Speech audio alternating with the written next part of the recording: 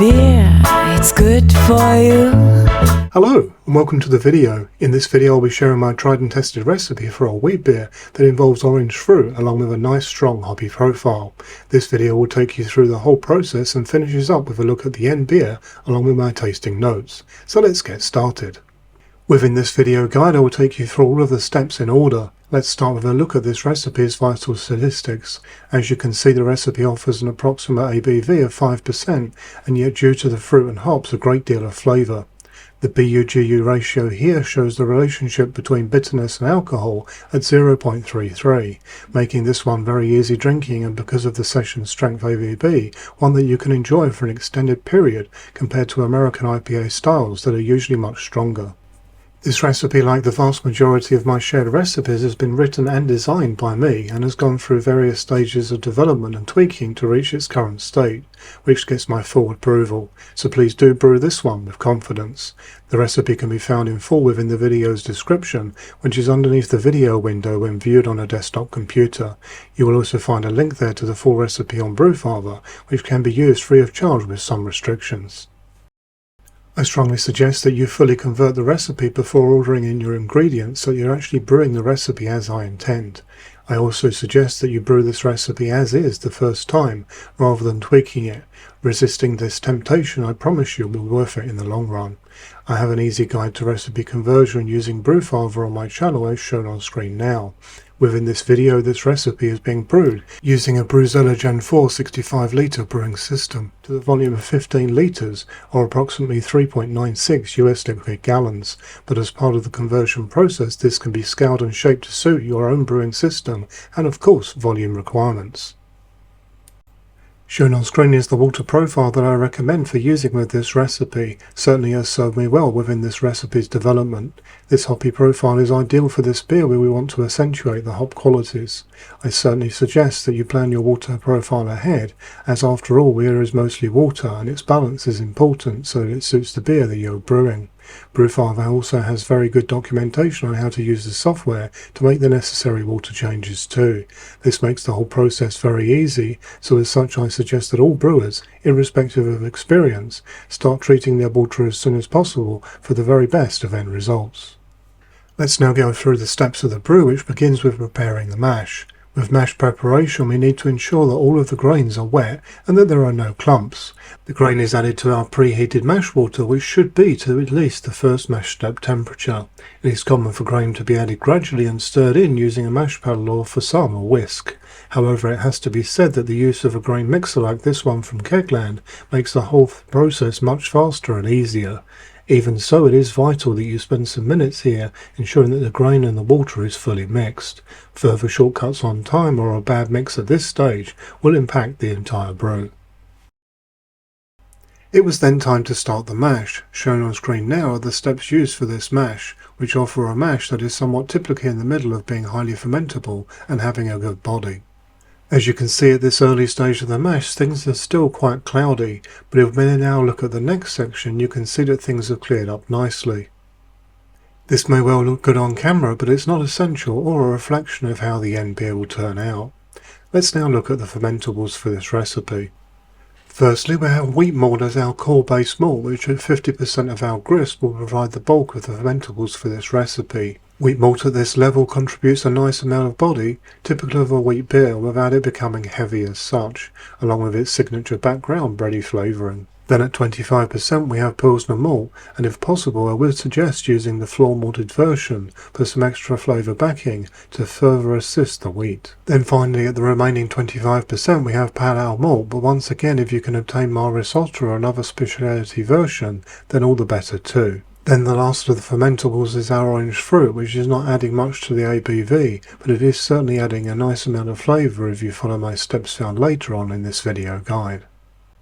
Then after mash out I did a manual sponge, being sure to cover the entire grain bed. As you can see things got a bit steamy here due to the cold temperature outside and the fact that I had the window open close by. Let's now look at the boil, and as you can see it's still steamy at this point, but we will manage. This boil was performed at 30 minutes in keeping with the modern boil time, but actually some are also very happy with just a 15-minute boil too, so feel free to try this even shorter boil time with this recipe with confidence. As you can see, the hop additions for this recipe are all added after the boil, and the next step is to quickly cool down the wort. For this task I used my jaded brewing immersion chiller, which handled this task from boiling to hopstand temperature in less than 1 minute when combined with the stirring as you see me doing now. The hopstand temperature used here is 80 degrees Celsius, which is the equivalent of 176 degrees Fahrenheit. At this temperature you will get a very good aroma leading to flavour from these hops. As you have already seen, I am using a combination of Nectaron and Amarillo for the hopstand, and also for dry hopping, as you will see later. So let's take a closer look at both of these hops using hop control for the aroma profile details. These hops have been chosen to complement our orange fruit. As you can see from this comparison from hop control, both hops are pushing citrus and tropical fruit, with Nectaron pushing further with stone fruit, whereas Amarillo also complements with spice and floral elements. Overall, the profile experience from these hops combined is powerfully citrus and tropical, with orange and lemon, grapefruit, apricot, peach, passion fruit and pineapple, as well as having floral and spicy notes. This hop duo pair very well together, with the orange fruit from this recipe pushing the citrus orange flavour even further. Moving back to the actual brew now, so all of the hops were then added once the hopstand temperature was reached, and I gave them a good stir in to release the hop oils quickly. The Brewzilla brewing system that I'm using for this brew has a false bottom, which negates the need for a full whirlpool, but if your brew setup does not have one, then I suggest using a drill and a paddle for the best and easiest end result. The hops were left to impart their oils for 10 minutes before it was then time for the cooling and transfer stage.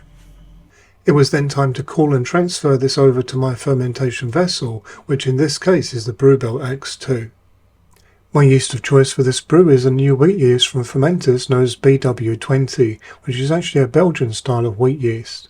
This yeast was selected on the basis that it is ideal for wheat beers where you want other flavours to dominate, like in this recipe's example, where we want both the fruit and hops to be the core elements. This yeast also adds in some really nice light pepper notes that fall way into the background. For much more information about this yeast, then see my video as shown on screen now that looks at this yeast as part of the range of wheat yeast released by Fermenters this year. When fermenting this yeast with this recipe, I have used and recommend a fermentation temperature of 23 degrees Celsius or just over 73 degrees Fahrenheit. At this temperature, this yeast has less of a phenolic character, and this allows the flavours and aromas of our fruit and hops to come through much more clearly. This recipe also requires dry hopping with the same hop combination as used in the brew for the hop stand. This is performed at the rates shown on screen in both metric and imperial measurements. Add your dry hops when you are between 5 to 10 gravity points away from your predicted final gravity. I have tried all methods of dry hopping, but frankly nothing so far has had as good results, and there is no need to buy a book either. The very most important thing here is to keep things clean and sanitary, so here is a guide to doing that in a way that has never failed me so far in hundreds of brews. In this example I'm going to use a hop sock, but the procedure is similar with other container types. This starts with boiling the bag. I strongly recommend doing this no matter if the bag has been previously used and cleaned, or if it's a brand new one straight out of the packaging. I then add this bag into a clean container and add sanitizer as a further safeguard. This will be the same container that I used to load the hops into. After this point I then wash and sanitize my hands, and this is repeated if I need to touch the bag after touching anything that is not clean and sanitary.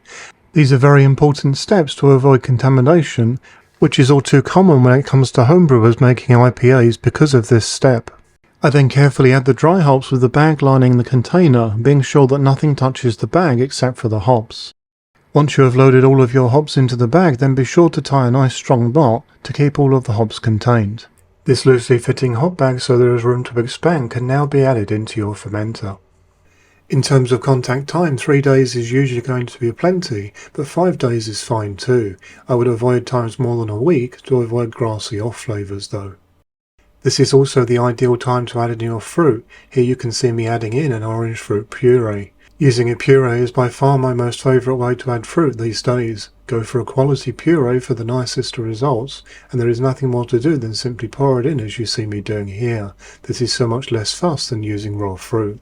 You will find that the fruit will add in a very small amount of extra fermentables, but its main purpose is to add in flavour, and this is best added for the cleanest and purest of end results late in fermentation, as I am showing here. All you need to do after this point is wait for fermentation to be over with a static final gravity for at least a couple of days, and you are then ready to transfer into a keg or bottles depending on your setup. Let's now take a look at the finished beer, starting with the pour, and after this I will give you my tasting notes. You can see that the pour is a hazy golden colour, but once in the glass the end beer is a sunburst light orange colour, like a glass of sunshine. This beer is in its natural state, and as is my preference, no attempts have been made to clear it, which is in keeping with wheat beer and hazy styles, both of which this recipe takes a nod to. This beer has been under 12 psi of pressure in its keg, which is 0.83 bars. I'm also using this pressure for serving too. The example you see here is around the 3-week point from kegging, and is conditioned flavour-wise very nicely in this time, though like many hoppy beers it was in a very drinkable state after enough time to carbonate it in the keg. Here is the same glass of beer behind the light. As you can see, this is certainly a proud hazy beer. Let's now go through my tasting notes, starting with aroma. As you would expect, this one has a fairly large first impression of citrus orange, but most will also detect some lemon and mixed tropical fruit too. Flavour. On entry this is super easy going with a juicy mouth that is smooth yet citrus with a fair helping of juicy orange. Once you are past the entry stage, then many different types of fruit will leap out at you in the middle, but the most prevalent for most are orange, lemon, grapefruit, apricot and pineapple, but there is certainly much more in the glass fruit-wise. The backing into all of this fruit is certainly the wheat beer grain bill, which gives this whole experience a more bready and, dare I say, more interesting drinking. The exit on this one tends to be quite grapefruit with an easy bite of bitterness that is certainly very refreshing. Here are my notes. This beer is very much a hybrid. It offers the backing flavours you expect from a fruit wheat beer, but the added whirlpool and dry hops complement the fruit very well, making this in part a juicy IPA. Despite the use of Belgian yeast, this beer tastes much more American actually, due to the chosen yeast. The thing that surprises tasters so far has been that this beer is only 5% ABV. The average guess on tasting it is between 6 and 7%, which was part of my design aims for this recipe. Here is my final impression. A very juicy and fruity hoppy orange fruit wheat beer that is very flavourable due to the combination of styles. An ideal summer thirst quencher that won't put you on your back as quickly as you might expect. So there you have it. As always, I would love to see your tasting notes in the comments section of this video once you have it ready for tasting. I just ask that you include the beer's age when doing so. I do hope that you found this video useful, informative and interesting. If so, why not consider liking and subscribing? For further support you can join the channel's Facebook group, and if you would like to support the channel then check out the channel's merchandise store, as all profits go back into the channel. Until next time, happy brewing!